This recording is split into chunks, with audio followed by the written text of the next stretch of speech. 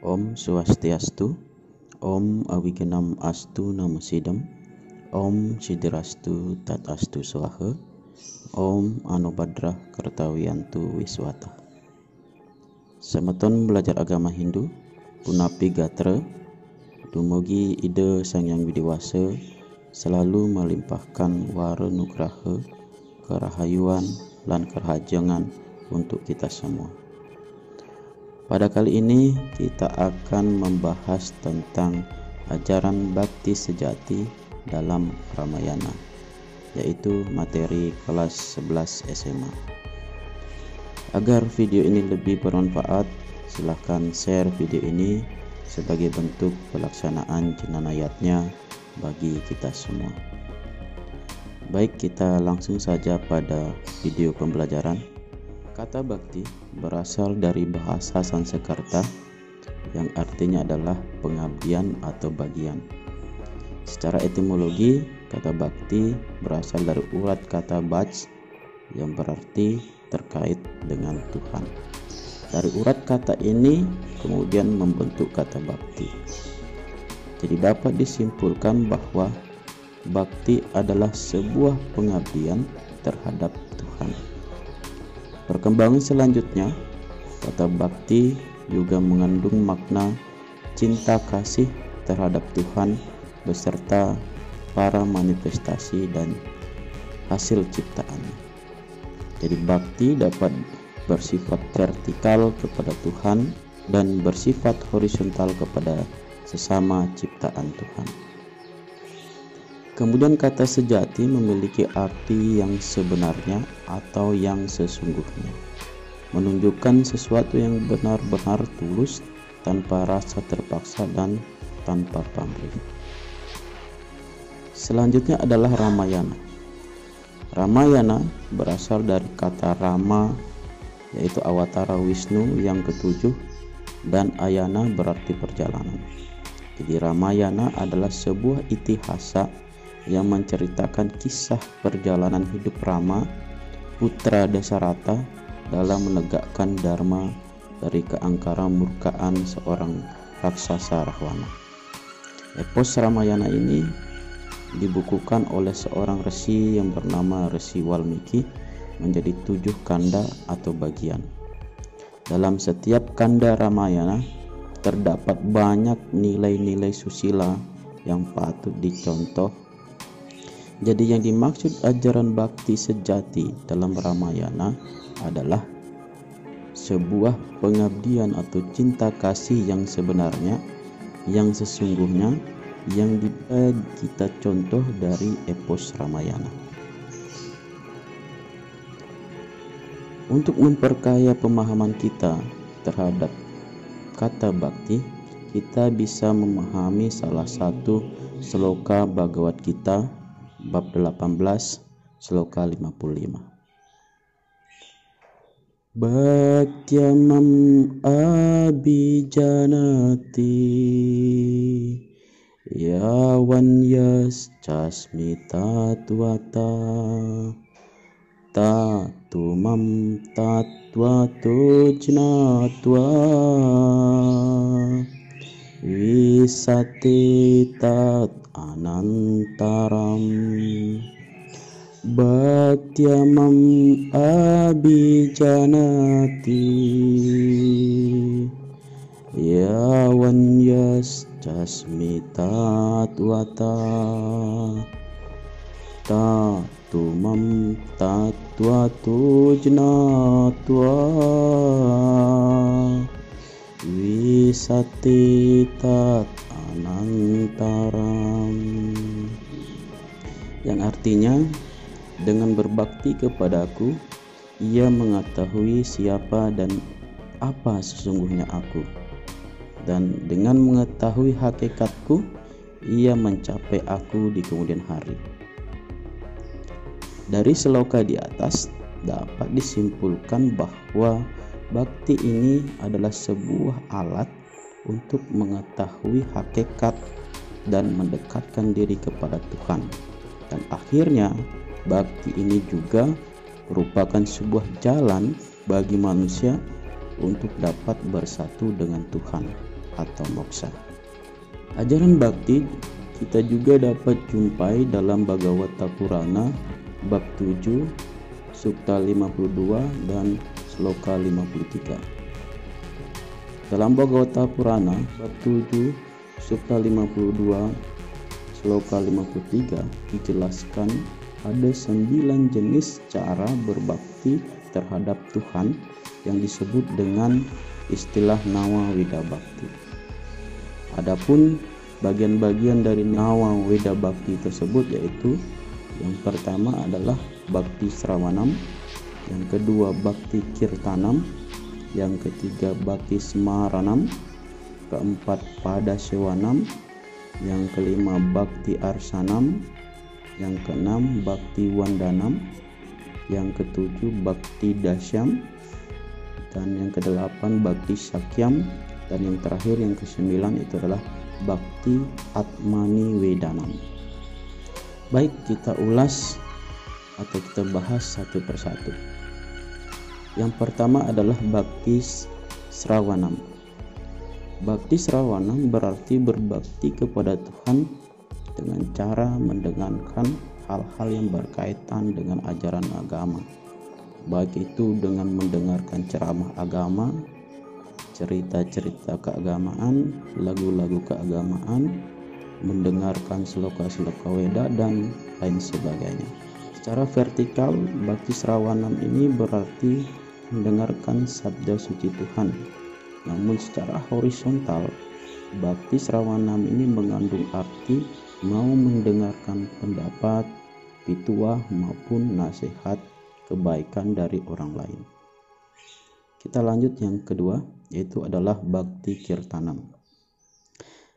Bhakti Kirtanam berarti bakti dengan cara melantunkan sloka-sloka suci Weda atau bakti yang dilakukan dengan jalan menyanyikan kidung suci keagamaan yang mengagungkan kebesaran Tuhan dengan penuh pengertian dan rasa bakti yang ikhlas serta benar-benar menjiwai isi kidung tersebut. Bhakti Kirtanam juga diarahkan menjadi dua gerak, yaitu gerak vertikal dan gerak horizontal. Bhakti Kirtanam secara vertikal bertujuan untuk menumbuhkan dan membangkitkan nilai-nilai spiritual yang ada dalam jiwa setiap manusia. Dengan bangkitnya spiritual dalam setiap individu, sehingga dapat melakukan pengendalian diri dengan baik, jiwa lebih tenang, tentram, dan tercerahi.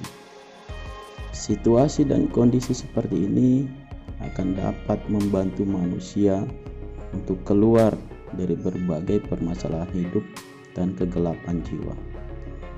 Bhakti Kirtanam secara horizontal berarti lagu kerohanian yang kita dengarkan bukan hanya mempengaruhi diri kita, melainkan juga dapat menyejukkan hati dan perasaan orang lain dan lingkungan.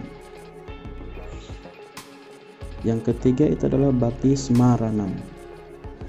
Bhakti Smaranam adalah bakti dengan cara mengingat nama-nama Tuhan melalui japa mantra. Arah gerak vertikal Bhakti Smaranam ini adalah manusia sepatutnya selalu melatih diri untuk mengingat nama-nama Tuhan dengan segala manifestasinya dan kemahakuasaannya.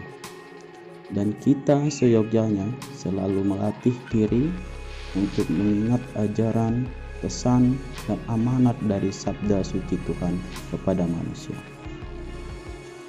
Cara khusus untuk mengingat Tuhan adalah dengan mengucapkan salah satu gelar Tuhan secara berulang-ulang.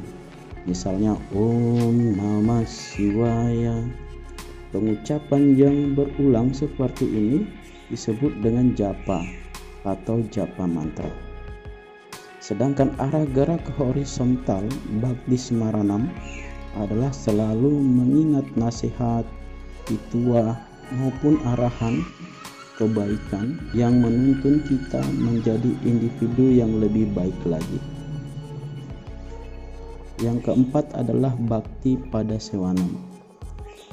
Bhakti Pada Sewanam artinya adalah berbakti kepada Tuhan dengan cara menjadikan diri kita sebagai pelayan beliau dan ciptaannya.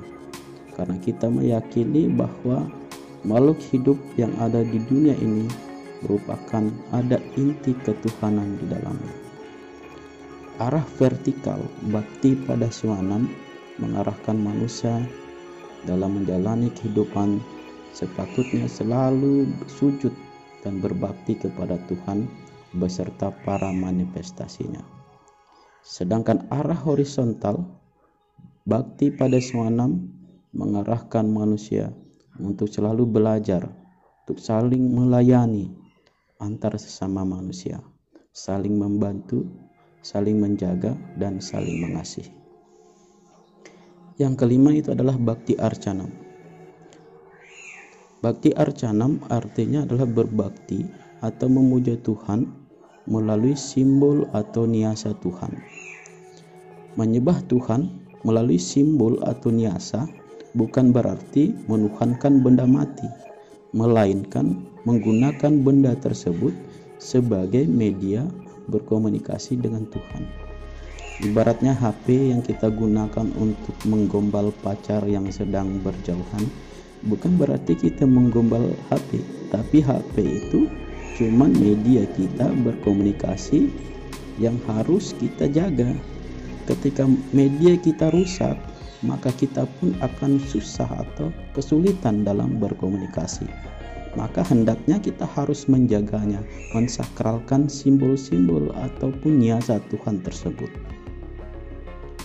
Kemudian yang keenam itu adalah Bhakti Vandanam. Bhakti Vandanam artinya adalah berbakti dengan cara selalu mensyukuri Waranugraha Ida Sang Hyang Widi. Apapun yang kita miliki, kita punya, dan kita nikmati, itu semua adalah atas anugerah dari Tuhan. Bagaimanapun keadaan kita di dunia ini, wajib untuk disyukuri, karena terlahir sebagai manusia saja adalah sebuah keutamaan sebagaimana dijelaskan dalam Sarasamukcaya Sloka 4. Yang ketujuh adalah Bhakti Dasyam. Bhakti Dasyam berarti berbakti kepada Tuhan melalui pemujaan terhadap murti atau perwujudan dan sakti atau kekuatan Tuhan atau manifestasi Tuhan. Kemudian yang kedelapan adalah Bhakti Sakyam. Bhakti Sakyam berarti berbakti kepada Tuhan dengan menganggap Tuhan adalah sahabat dan keluarga kita. Dengan menganggap Tuhan adalah sahabat dan keluarga, maka rasa hormat, rasa cinta, dan rasa ingin selalu bersama akan menjadi lebih besar. Hal ini menumbuhkan rasa senang dan rasa memiliki yang sangat besar kepadanya. Dengan rasa senang dan rasa memiliki Tuhan, maka kita akan terus-menerus setiap saat akan memuja keagungan, kemurahan, dan kasih sayang Tuhan. Dan yang terakhir itu adalah yang kesembilan, Bhakti Atmani Vedanam. Bhakti Atmani Vedanam berarti berbakti dengan cara berlindung dan berserah sepenuhnya kepada Tuhan. Karena kita percaya jika Tuhan akan selalu menunjukkan jalan terbaik bagi umatnya. Kesadaran dan keyakinan yang mantap untuk selalu berjalan di jalan Tuhan, berlindung dan penyerahan diri secara tulus kepada Tuhan. Selanjutnya akan dijelaskan tentang ajaran bakti sejati dalam Ramayana. Yang pertama itu adalah kesatria. Nilai kesatria ini bisa kita lihat melalui Rama yang selalu tampil kesatria dalam membela kebenaran. Dalam Sloka Ramayana 3.24.1 dijelaskan bahwa Rama adalah seorang yang gagah berani dalam menghadapi musuh-musuhnya. Sebagai seorang kesatria, Rama tidak pernah mundur dalam menegakkan dharma agama dan dharma negara. Sifat kesatria juga ditunjukkan oleh adik Laksmana. Sebagai seorang kesatria, Laksmana yang cerdas dan mumpuni dalam bidang perang tanpa rasa gentar ikut bersama Rama memerangi kerajaan Alengka yang dipimpin oleh Rahwana. Selanjutnya adalah kesetiaan. Nilai kesetiaan ini dapat dilihat dari Rama yang menerima keputusan ayahnya Dasarata yang mengasingkan dirinya ke hutan selama 14 tahun. Walaupun keputusan ayahnya itu sangatlah merugikan Rama, namun Rama tetap mematuhi keputusan ayahnya demi untuk memenuhi janji Dasarata kepada Kaikeyi. Kesetiaan juga ditunjukkan oleh Dewi Sita dan Laksmana yang dengan setia menemani Rama menjalani hidup dalam pengasingan hutan. Nilai kesetiaan yang sejati juga ditunjukkan oleh Hanuman, seekor kera putih yang selalu setia membela Rama dalam menghadapi musuh-musuhnya. Bahkan dalam setiap nafas Hanuman selalu menyebut nama Rama. Yang ketiga adalah kepahlawanan. Nilai kepahlawanan ditunjukkan Rama dan Laksmana yang sejak remaja sudah mulai melindungi pertapaan para Brahmana dari gangguan para raksasa. Bahkan pada masa pengasingan pun Rama dan Laksmana masih tetap membela kaum yang lemah yang ditindas oleh para raksasa. Kemudian yang keempat adalah persatuan. Rama selalu mengutamakan persatuan dalam membela kebenaran. Dalam misi menyelamatkan Dewi Sita yang diculik oleh Rahwana, Rama mampu menumbuhkan rasa persatuan di antara para prajuritnya dan panglima perangnya, walaupun dalam keadaan bagaimanapun. Yang kelima adalah rasa kasih sayang. Rama selalu menunjukkan rasa kasih sayang kepada semua makhluk. Hal ini ditunjukkan dengan selalu menegakkan kebenaran di muka bumi ini. Nilai kasih sayang juga dapat kita lihat dari ikatan persaudaraan yang demikian kuatnya di antara putra-putra Dasarata, Rama, Bharata, Laksmana, dan Satrugna.